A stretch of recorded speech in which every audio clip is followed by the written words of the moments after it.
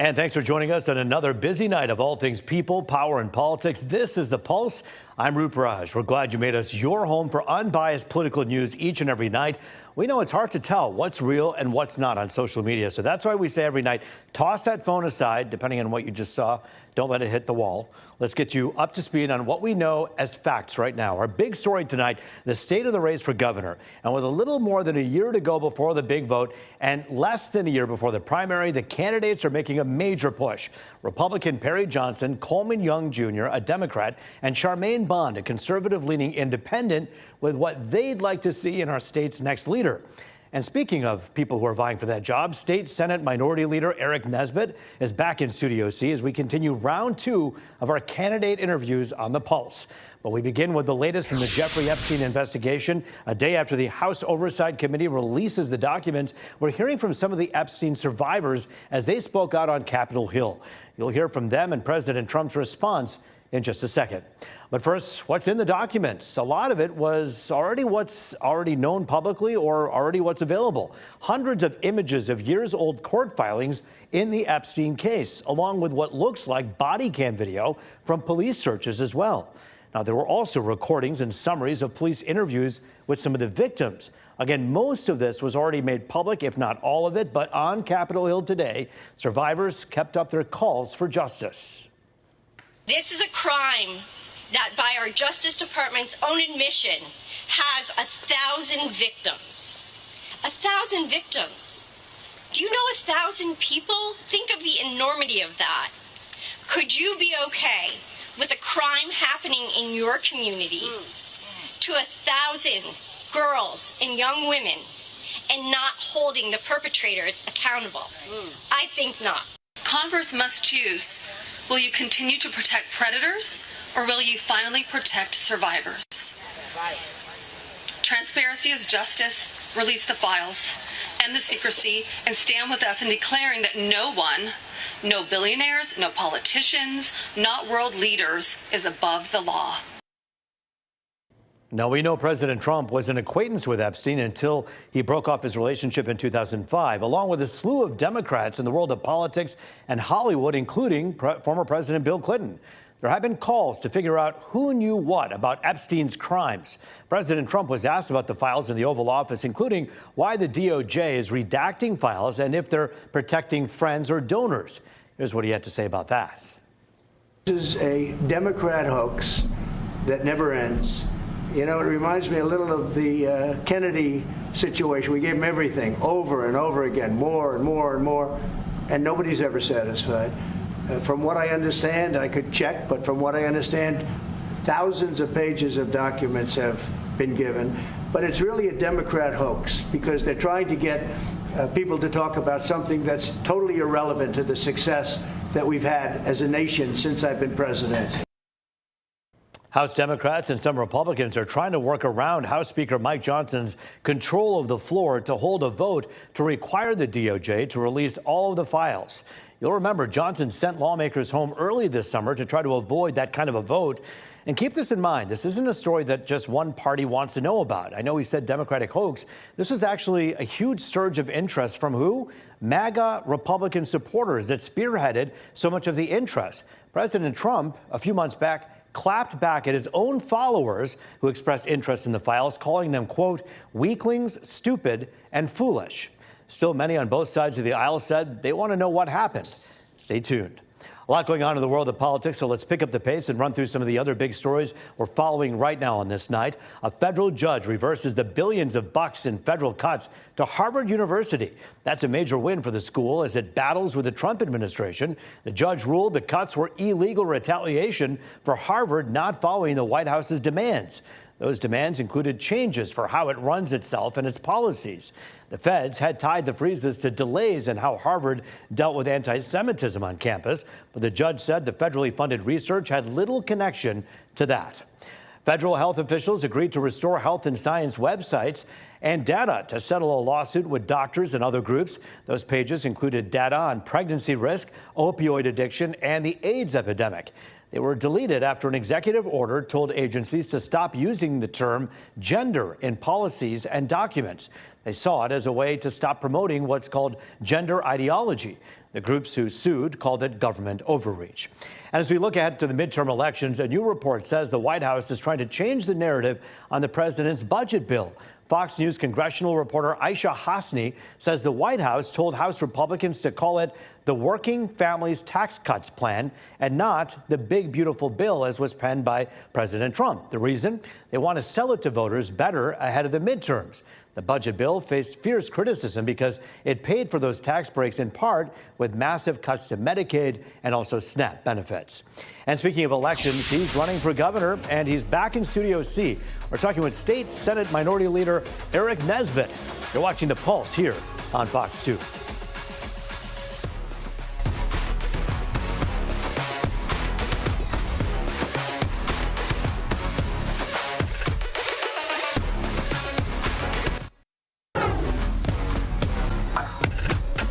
Back now on The Pulse, looking at all things people, power, and politics. Here now, talk about his run for governor. Republican State Senate Minority Leader Aric Nesbitt. We're giving all of our candidates round two. Tomorrow, Mayor Duggan will be here. Other candidates, of course, being invited as well to join us. And so, Aric, we thank you for being with us here today. The last time you and I talked, it feels like the news cycle is such that it was like 6 years ago, but it was only a few short months ago.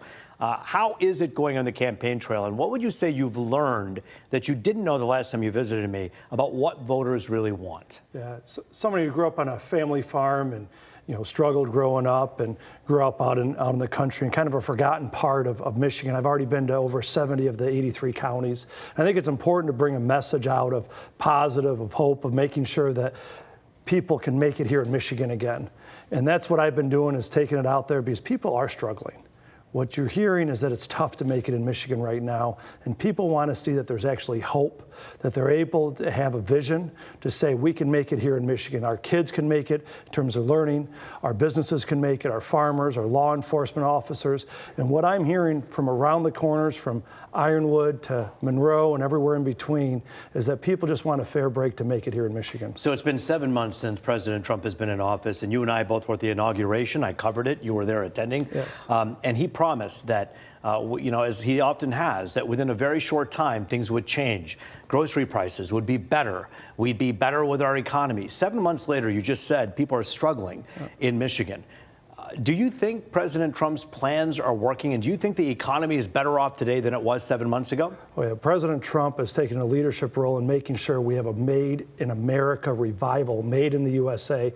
We need to now make it in Michigan. And unfortunately, the leadership out of Lansing is making it tougher and tougher for folks to make it here in Michigan. But do you think we're better off now in this country economically 7 months later after the president has been on? With President Trump's leadership, absolutely we're better off as a country. The challenge is the leadership we're getting out of Lansing. That's higher energy costs, higher insurance costs, all coming from the bureaucratic red tape and mess coming out of Lansing. People just want to be able to make it here in Michigan, and this is what it's about, is making sure that every third grader is able to read at grade level or beyond, is being able to make sure that in high school our kids are able to have competency in reading, writing, arithmetic, and by the end, they're either job ready or college ready. Our kids are being failed, and it's tougher than ever to make it here in Michigan. Now, as President Trump works to make sure that we're as competitive as possible as a nation, unfortunately, the leadership out of Lansing isn't responding, isn't saying that as capital is coming in, as people are coming in to this country, that they're not able to make it here in Michigan. It's about the leadership here in this state. And unfortunately, over the last few years, between the COVID lockdowns and Governor Whitmer, it's become tougher and tougher to make it in you also Michigan. Have to blame some of your colleagues who are Republicans in the House and Senate, because there's been gridlock in Lansing. This isn't a Democrat problem alone. We know that Republicans are having a hard time seeing eye to eye with Democrats. Isn't the job of a good leader to be able to work with people who think differently than you and still get work done? Yeah, the whole point of what we're trying to do is how do you bring about lower costs of government, root out waste, fraud, and abuse? How do you make it easier for the people of Michigan, our hardworking families, our kids, our manufacturers, our small business owners to actually make it here in Michigan? And this is really about shaking up the status quo in Lansing, of making sure that what's happening now, where 3 out of 4 fourth graders aren't reading at grade level, where our kids aren't prepared either for college or for workforce training, and when it's becoming tougher and tougher for that small business owner to actually make their products here in Michigan because of higher energy costs and higher insurance costs, something needs to change and shake up in Lansing. Now, President Trump has been quoted now 3 times over the last 4 visits speaking about Governor Gretchen Whitmer, saying she's doing a terrific job and she's a very good woman in Michigan. Is the president right about that? We are working together to make sure things such as the new fighter mission to Selfridge actually comes here so that our National Guards. You give credit to the governor for we work together. helping with that? We work together. A congressional delegation, a legislative delegation to bring that here. Same with Asian carp, preventing Asian carp from coming over. There's a horrible governor of Illinois that's not allowing that barrier to be built. We need to safeguard and guard our Great Lakes so that we can make it here in Michigan. And this is something where President Trump loves our state, wants to make sure that we're competing. We have hollowed out cities of Flint, of Saginaw, of Pontiac, of Detroit. We've lost 2/3 of the population in Detroit, and now folks are celebrating that we've stopped losing population. We need to get back to basics to say that our kids, that our farmers, that our small business owners can actually make it here in Michigan instead of elsewhere in the nation. It seems like President Trump has a more favorable impression of Governor Whitmer than you do and other Republicans who work in Lansing. I will say that. Well, once again, President Trump is standing up for our nation, standing up for our state, and he's working. He loves Michigan. The fact that he won and continues to win for Michigan. And this is something that as we work to make sure that we get the work done that's needed, that we need to shake up the status quo in Lansing. And unfortunately, Governor Whitmer, instead of actually shaking up the status quo, she's broken a lot of promises. And those promises have included bringing down the cost of living, bringing down the cost of government, fixing our damn roads. That has not happened. We need a leader, we need a governor that actually takes care of business, that actually makes sure that our third graders are able to read at grade level, our local roads are able to be fixed, and that businesses are able to expand and produce here in Michigan. Last question, only because we have a minute left. What about the bill, the budget bill that the president proposed, the Medicaid cuts, the SNAP benefit cuts, and the rural hospitals out there that could lose money? You represent so many people who live in these rural areas, many of whom voted for President Trump. What do you tell them about your concerns about those hospitals? Well, about making it in Michigan means that we actually have folks that are on any government assistance that actually deserve to be on it. If you're an able-bodied adult, I think testing, making sure that there's work policies that are in there, making sure that on food stamps that people are actually working. We need to be judged by how many people are in the workforce actually working, not having the fastest growing unemployment rate in the nation. Are you worried about people in those rural areas and in other areas falling through the cracks because of this bill? Are you concerned at all? As a farm boy, I'm somebody that wants to make sure more people are in the workforce, making it right here in Michigan, making their homes in Michigan, making sure that they're able to succeed here in Michigan. But are you concerned about people falling through the cracks because of this bill? This bill, what passed, is making sure that more people are in the workforce, less people are on social welfare. In the end of the day, the vast majority of Michiganders, the vast majority of Americans believe that more people should be working, less people should be on social welfare. Aric Nesbitt, it's good to see you as always. We thank you for answering the questions here that so many viewers, by the way, have contributed as saying, hey, we want to know these things. Are they worried about our SNAP benefits? Are they worried about Medicaid? And you just kind of gave us your answer there. And we thank you for your time talking about all these issues today. Hey, it was good to be with you. Roop, thanks for having me on, and thanks for covering the issues that matter. Well, I appreciate that. We will continue to do that. Aric Nesbitt with us here on The Pulse. We're keeping the conversation going after the break. Our all-star panel weighs in on the future of Michigan. You're watching The Pulse on Fox 2.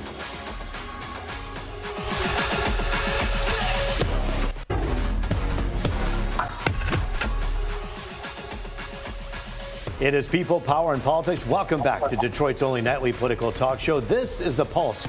Here to talk about the race for governor and what they see as the priorities for Michigan. In Studio C, Detroit City Council member Coleman Young II, a Democrat, former Republican candidate for governor Perry Johnson, a Republican, of course, and live via Zoom, Charmaine Bond, a conservative-leaning independent. Good to see all three of you. We've covered, for the most part, our bases here with so many great perspectives, and we thank all three of you for joining us.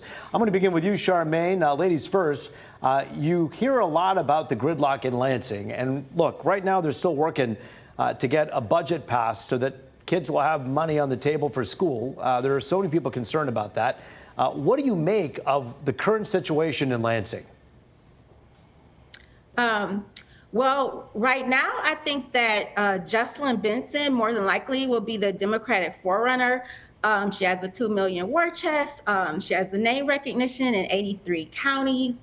However, right now, I think the Democrats have a low party approval rating, and their leadership is just viewed as out of touch. So this could suppress their voter-based turnout. And in addition, Mike Duggan, being a former Democrat, he may pull voters away from Secretary Benson, but I also think his independent candidacy is a wild card for new voters who are frustrated with the two-party system. So they have a lot of work to do just in mobilizing and convincing people to vote for their party. Okay, I want to go to our panel. Thank you, Charmaine. We'll be checking with you in just a moment. Coleman, you know Mayor Duggan pretty darn well. I mean, you work with him. When you see if anybody could try to run as an independent and try to garner some votes, you know, the mayor says he's the guy because he ran as mayor as a write-in candidate and made it. What do you make of the independent candidate in this race with the Republicans and Democrats? Rube, you look like a brand new baby. You look beautiful, man. Always good to be here with you. Been too long, my good friend. Good to see you, man. Listen, yeah, I definitely think, I definitely agree with Charmaine's expert analysis. I definitely think he's a wild card. I definitely think it's still up in the air. I think that, we as Democrats, we have a long way to go, but the biggest room in the world is room for improvement. And I think that we get the right message. I think we talked about what people want. I think we talked about addressing food costs. We talk about addressing energy costs and being lower. You have people who are trying to rub 2 cents together and trying to make $1 out of 15 cents. So we'll reach out to them. I think we have a real good chance. I think Governor Benson has, obviously, I'll call the governor. I think Secretary of State Benson has an incredible record. I think that Lieutenant Governor Gilchrist has been out there on the road for a long time. And I think Chris Swanson looks straight out of central casting. So we have a real good opportunity here if we just get the right message and we get out there and just talk to the people. Perry Johnson, the Republicans, of course, running in some form, I guess you could say, on the laurels and reputation of the Republicans in Washington, often kind of running shadow messaging and campaigning. Is it working to follow the lead of President Trump and try to kind of make Michigan great again? Is that the mantra that these gubernatorial candidates should be trying to follow? Well, let's be realistic. Things have not gone well for Michigan, particularly over the last, 8, 10 years. You have a situation where we have had a declining population. Our overall per capita income places us 40 in the country, which is a shame. We have, at one time, been the industrial powerhouse of the world. We really saved the world because we were the ones that manufactured to an extent that caused us to overpower everything. Because we could instantaneously change our manufacturing and we did such an extraordinary job, we really played the major role in winning World War II. Nobody can deny the fact that at one time they referred to Detroit as the Paris of the Midwest. Arsenal of democracy. We can't say that now. And it is arsenal of democracy. Just get what I say. But we think about what's been happening in the years after that. Are these Republican candidates going to be able to run safely as Republicans with some people who may be disenchanted with President Trump and the things that he's doing? Do you separate yourself from President Trump and run independent of that message, or do you try to align yourself with President Trump? Well, if I'm thinking in terms of the economy, I really believe, from a practical point of view, some of what President Trump has done has been astounding. The economy is better off today than it was 7 months ago? What I'm saying is that you have to understand that the impact you have on an economy, the things that I do now, really aren't felt until probably a year and a half, 2 years. So what you have is the remnants of what was happening before. But when you take a look at what happened to that bill, where he suddenly encouraged everyone to invest, which was very important, you've had massive investment, almost unprecedented investment as a result of the bill that was passed. People don't realize that investment is the key to growth. Investment is the key to employment. Charmaine, I want to bring you into the mix real quickly about the money matters that matter to people in Michigan. What is it that people at home are making decisions on? As someone who is conservative leaning but independent, what are your thoughts on how this message should be framed for voters? Well, in 2024, we saw a Republican shift in Michigan. So I believe that John James is going to use the momentum to make Secretary Benson the poster child for a corrupt Democratic machine. I think that all of the people who voted for Trump are going to vote for John James. And I think that the whole messaging of, businesses, Trump wants to support businesses, and that's going to help the economy boom, the things that he's doing with tariffs. And I think the Republican messaging is really going to influence voters to go to the polls. All right, Coleman. I don't know what world my colleagues are living in. Food prices are up. Gas prices are up. Trump has this one big, beautiful bill. It's going to cost the Michigan budget $1.1 billion. Almost 40% of our general budget is going to be cut. So I think it depends on how we message the Democratic Party. I also think you got to watch out for Mayor Duggan. I think that he can really come in there and try to play to both sides. And so I think that, like you say, it's going to be a wild card. He can really come in here and do some damage. So I think a lot of people, especially us on the Democratic side, are concerned about that. Perry, when you hear the messaging about people, I find this interesting because the Harris camp did, I think, a poor job of basically framing how people are feeling. They said things like the economy is fine, and then people didn't feel like it was. Our streets are safe. People didn't feel they were.